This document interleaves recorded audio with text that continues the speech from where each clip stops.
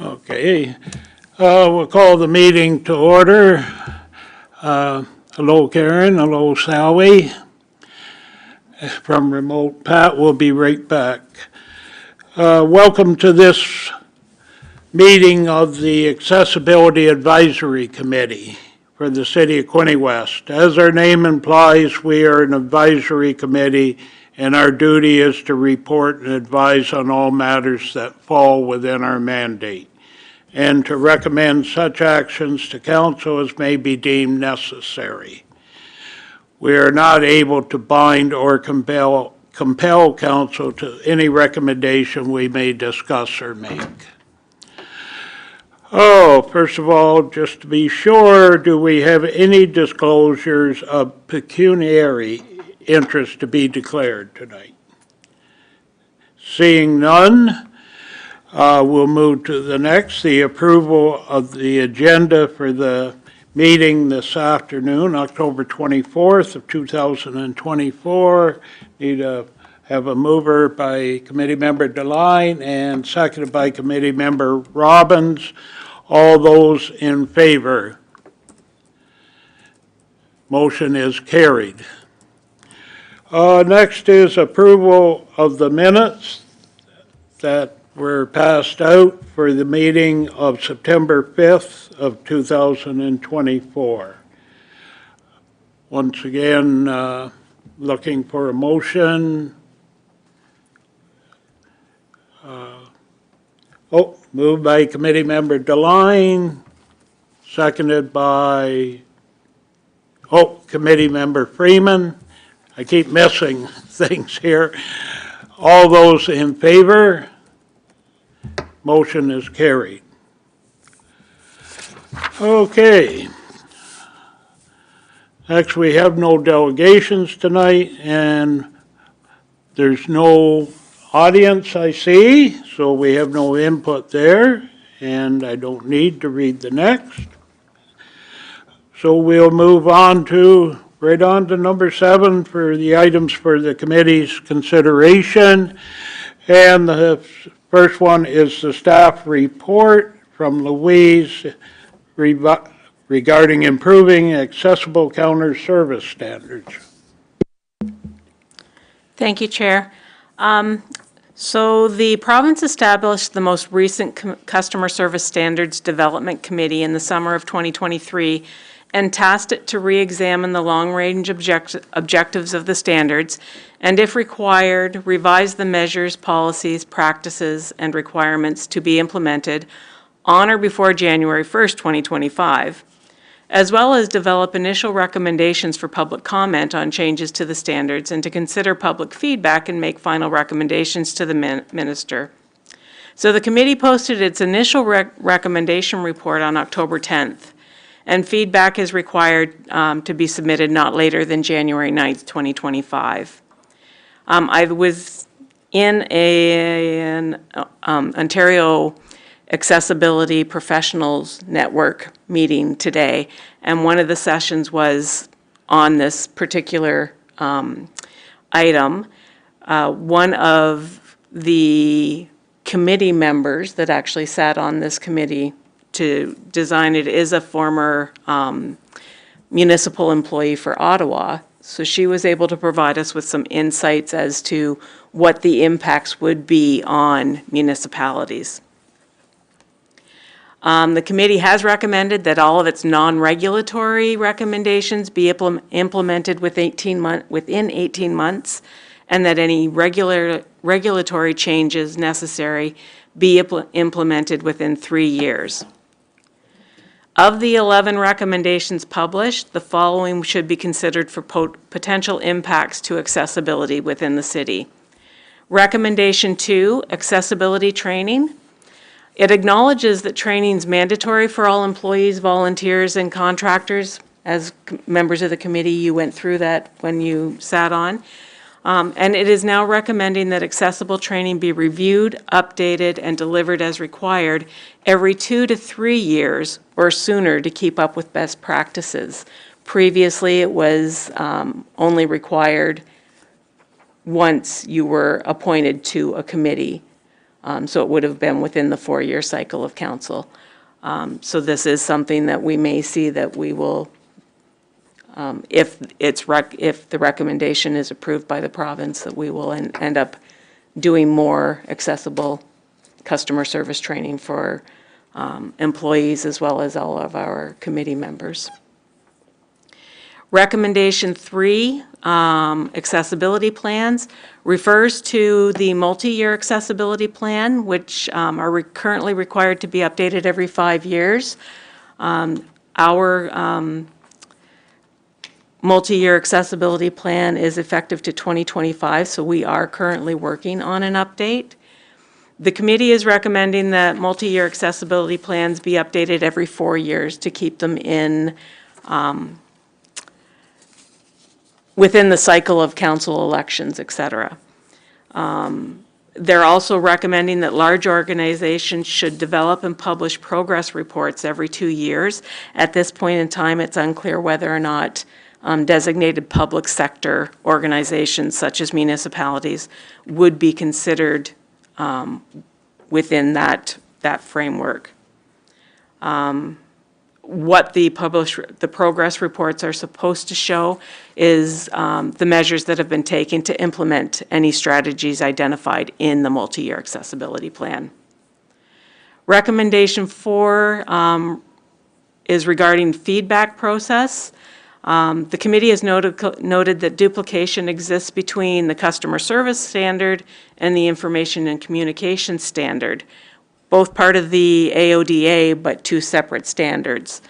So municipalities may need to review our existing feedback processes for accessibility complaints and issues. We also may need to expand the avenues available to provide feedback. Currently, we allow for phone calls, emails, and written submissions. The committee is recommending that social media messaging may become a requirement for municipalities to, or for designated sectors to acknowledge. The 5th recommendation, 5, speaks to the format of documents, and it speaks to the duplication between the customer service requirement and the requirements for accessible formats and communication supports in our websites and web content. The committee is recommending that requirements for accessible formats across the IASR be streamlined into one place to make it clear which standards are considered the baseline. The committee is also recommending that public sector organizations, so this is specifically for municipalities and any other public sector, anything else that follows under public sector, be required to provide American Sign Language and French language interpreters when delivering emergency-related information. Currently, at this point in time, I do not believe that in Canada we have the requirement to have ASL interpreters when they're doing emergency situation broadcasts, but they are looking at that becoming a requirement. The next recommendation, number 9, the use of service animals, speaks to the confusion around what constitutes a service animal and the right of refusal of a service animal in certain situations. So the committee is recommending that template documentation be completed by a regulated professional to document an individual's need for a service animal. This falls into recommendation 11, where the committee is recommending that the definition of a service animal should include emotional support animals and provide examples of different types of service animals, as well as the requirement to carry documentation for service animals should also apply to those with emotional support animals. This is to clarify the situations that occur when people and businesses aren't sure whether or not a service animal or an emotional support animal should be given access to the public spaces. My understanding is that Ontario is being much more liberal with their definition. Almost all the other provinces and the federal accessibility language that is being introduced refers to service dogs. So we will see what the province carries forward on that, but the recommendation is that any type of service animal, be it a service animal or an emotional support animal, have required documentation that the persons need to provide if they are asked. And that was everything that I got from the seminar today, as well as from my review of the report that was provided. We do have until January 9th to provide feedback, so I am asking the committee to review the document as much as they possibly can, and if you have comments or feedback, to provide those to me at your earliest opportunity. It would be appreciated. Thank you, sir. Okay. Karen. Oh, Karen? You're muted, Karen. Can't hear you. Sorry, Mr. Chair, I didn't mean to preempt you. I just wanted to speak when you called for comments. Is it okay? Okay, we'll call for comments right now. And first we'll go to Councillor Sharp. Thank you. Thank you, Mr. Chair. That is quite an extensive document that has been sent to us, and I appreciate the time that we have to comment through back to this committee in December, so we meet the timeline of January. And if I could, Louise, I would suggest, this is a friendly suggestion, that this be shared with council and all department heads for our local internal operations, because they are looking for feedback, which ultimately would still come through this committee. Because there's quite a number of suggestions and areas that we can improve, and also other areas we can comment on. I was interested in the public component when we have emergencies that they're looking for, I guess, ASL or sign language interpreters. And we all went through this with COVID, and, you know, an emergency of that level, I think that was really, really helpful to have that. So I will provide some comments through to the committee at that time before the deadline, but I did find that very helpful. The other item I wanted to speak to was number 8, related to definition of a service animal versus just a service dog. And we, for committee members that may not know, we recently as council went through a situation where there was a young person, and her service animal was not a dog, but was giving emotional support. So I like that they are expanding that potentially, so it'll help staff in our city, you know, review how we can help someone who is not necessarily a service dog. But it was very difficult because there was no legislation around that piece. So I just wanted to speak, Mr. Chair, that I'm glad and that we are on top of this, as Louise always is, and attended that workshop and any training that we have, which is also in this document. And those are my comments. Thank you. Is there any further comments? Committee Member McDonald. I just had, Louise, these are the recommendations that fall within the 18-month timeline. Am I correct? Yes. So when is the province expecting to receive the feedback? What's their timeline? The timeline posted on the provincial website is January 9th.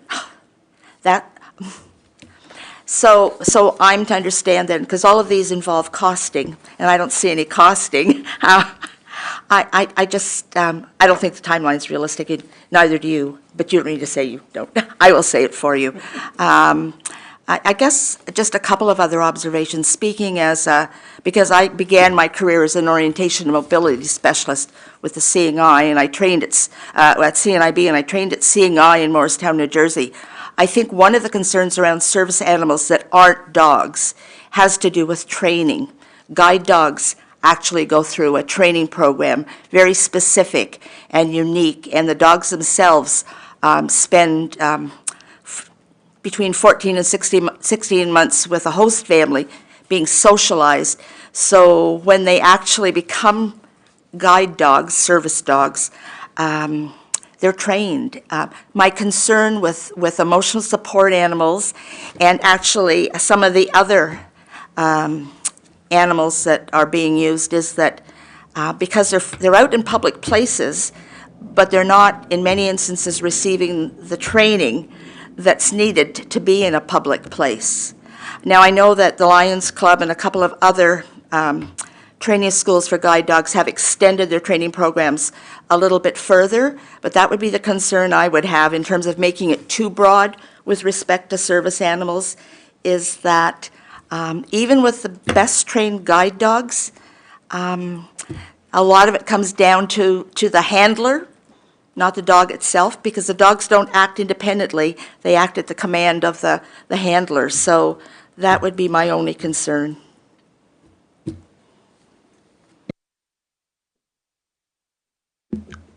Any further comments? Because my thought was initially, when Councillor Sharp spoke at the very first of it, if she would put that in the form of a motion and that it be forwarded to the heads of the departments, I understood, and a few other things there, and then we receive the report, and then we bring it back up at our next meeting before the January deadline that we have. Through you, Mr. Chair, I can amend the recommendation to reflect Councillor Sharp's comments. Oh, Thank you. Thank you, Mr. Chair. Thank you, Louise. Councillor McDonald? Just, Sorry. McDonald is fine, thank you. Just one other question, Louise, when realistically would you need to receive our comments so that you have time to pull it all together and get it in to meet the province's deadlines? I would ask that you have them to me the week of December 9th when we have our next meeting. Oh, okay. That's enough time? Okay, thank you. Okay, I think with that, we're looking for a motion that we receive the report and we bring back up in our December meeting. So I need a mover and Committee Member McDonald I'll move. and a seconder, Committee Member Robbins, that we receive the report and it will be brought up at our next meeting. All those in favor? Opposed, if any? Motion is carried. Which, on my sheet anyways, we're on to new and other business, which first of all, we'll have a verbal discussion regarding the Quinte West Accessibility Awards and International Day of Persons with Disabilities. And once back to Louise again. Thank you, Chair Smith. So the platform for the Quinte West Accessible Awards opened on October 15th.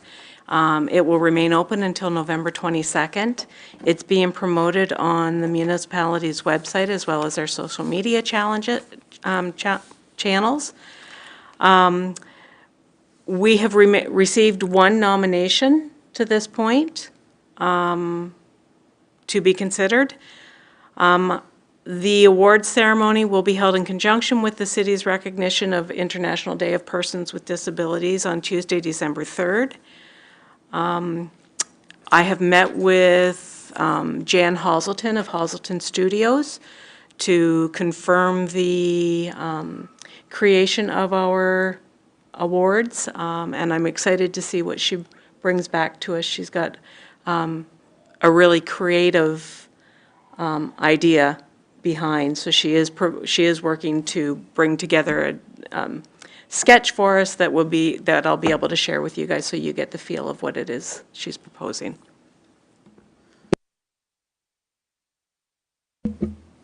Further discussion on the awards?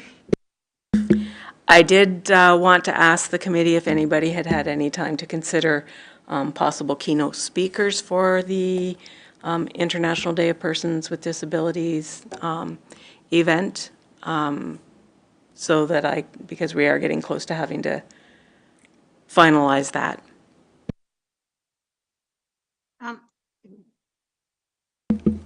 Councillor Sharp. Thank you, Mr. Chair, through to Louise. Do we have a budget for a keynote speaker if it doesn't happen to be a volunteer? We do have a minimal budget. In previous years, we've been around the $1,000 to $1,500 mark. So Thank you very much. Good.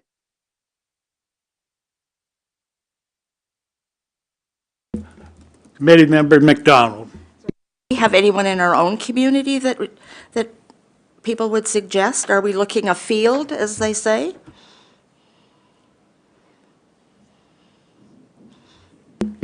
that's why I'm asking the There's no one local, committee. We've utilized a lot of our local right? representation in the past couple of years, so.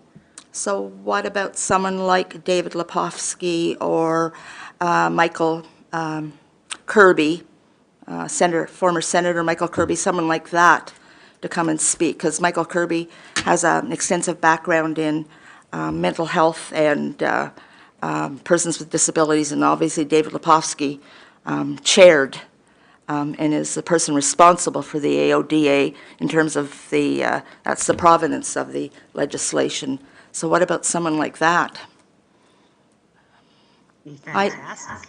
I have a connection to David. I taught him, actually, when he lost his sight, so, but it's just a suggestion. I would need to have contact information provided to me so that I can reach out and. You wouldn't want me to make an initial You reaching out? could if you'd like to. Well, I would I'm just appreciate saying, that. would you? But I don't want to If step you on have the- toes, but. No, if you have the contact, it's better to go with the person you know. I'd be glad to reach out and see if he might have the time. But is there any, I mean, no? So, I have nobody. That sounds like a great idea. well, I'm glad to make that contact and then refer him to you, Louise, so that you can have the actual official conversation with him. Okay, it sounds like we have a couple of possibilities.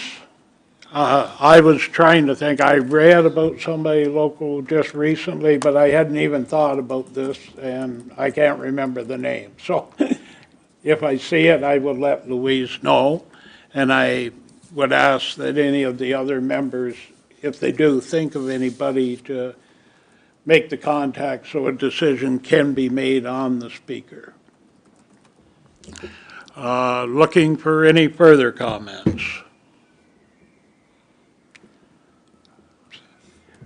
Seeing none, do we have any other new or other business? Committee Member Robbins. I would just like to take this time to thank City Public Works for all their hard work in preparing Centennial Park for the soccer tournaments. And a comment that I'd made in their last meeting in September about the accessible porta potties being moved. Well, I walked into the park the following day from our meeting, and the work was actually beginning to move them onto a concrete pad, which I was very happy about, and I'm sure a lot of other people were. But did an exceptional job of welcoming other people from our country to the soccer tournament in our area. And I talked to many, many people, and people were very pleased about the look of the fields. They felt welcomed. They thought our park was absolutely amazing. Knocked their socks off, frankly, that they were by the water. It was just absolutely amazing. And so a big thank you to them, because I think it was well received, and people really enjoyed their time playing soccer for those few days that they were here.